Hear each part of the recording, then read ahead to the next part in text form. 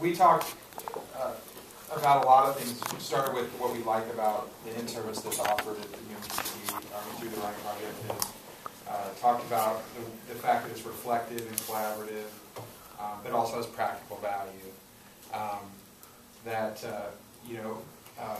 We take the time to build community, and that we need to expand that community, but that it is expanding in the direction that we want it to expand in.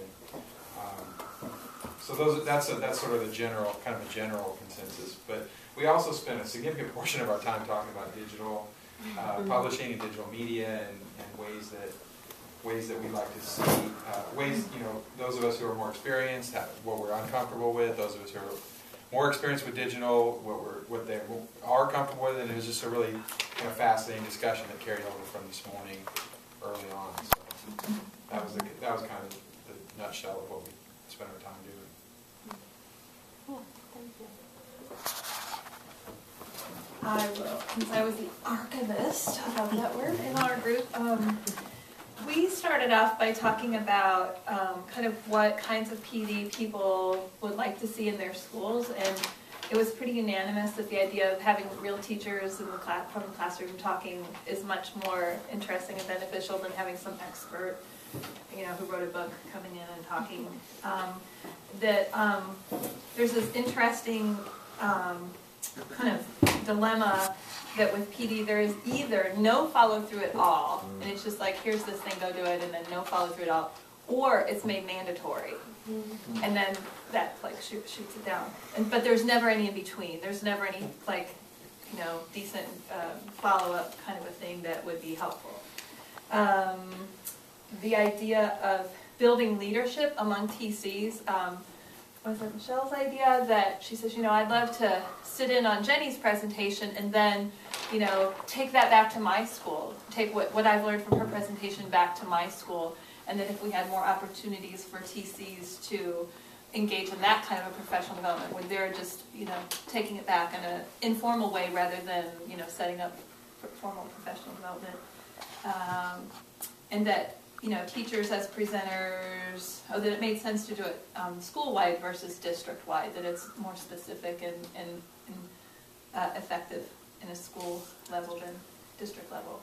And then we talked a little bit about the elements of Writing Project in services, and some of the things that we saw were the openness of presenters, that they were seeking feedback and input. They weren't just experts, but they were leading everyone through kind of an inquiry process, that writing was embedded throughout the presentations, that writing was essential. There was conversation. It felt like community. It didn't feel like you were being talked to, but it felt like you were part of a community. There were great ideas and questions presented, not just answers.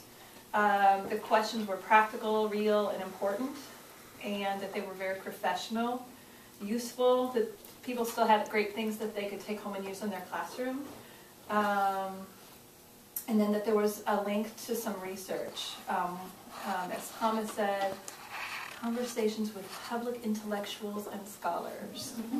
I think that's it. Cool.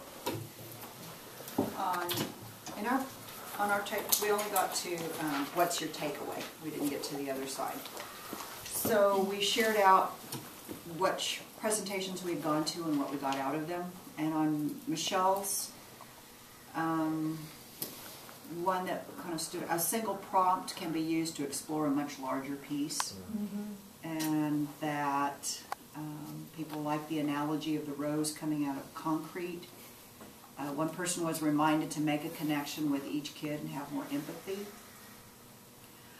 We have a person at our table, Kate, who works with 3-, 4-, and 5-year-olds, and we were really struck how she's taken some of the presentations she's gone to and adapted them to little kids. And she's got a really cool picture of future SI kids. We highly recommend you all look at it. On Elizabeth's piece, they shared the picture that they had gotten with the prompt. And again, we sort of talked about how we could use that on various levels, from little kids to bigger kids. We talked about the importance of just being able to take ideas away from any professional development that we go to. And on Jenny's, hers was the top 5.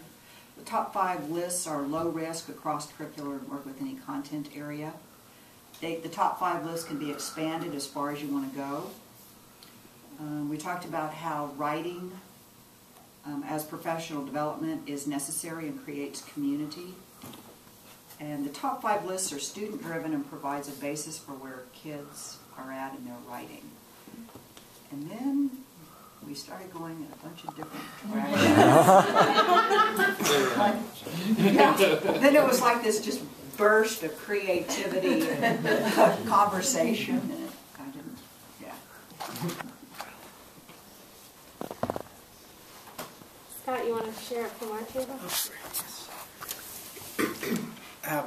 Well, first, Dylan shared an experience that he had at the National Writing Project annual meeting, at which the model was a group of maybe 5 people from the local project going out into the field and maybe doing some interviewing of administrators, teachers, and even students, and bringing that back to the Writing Project site as a focus for in-service offerings, and thought that was a really great idea.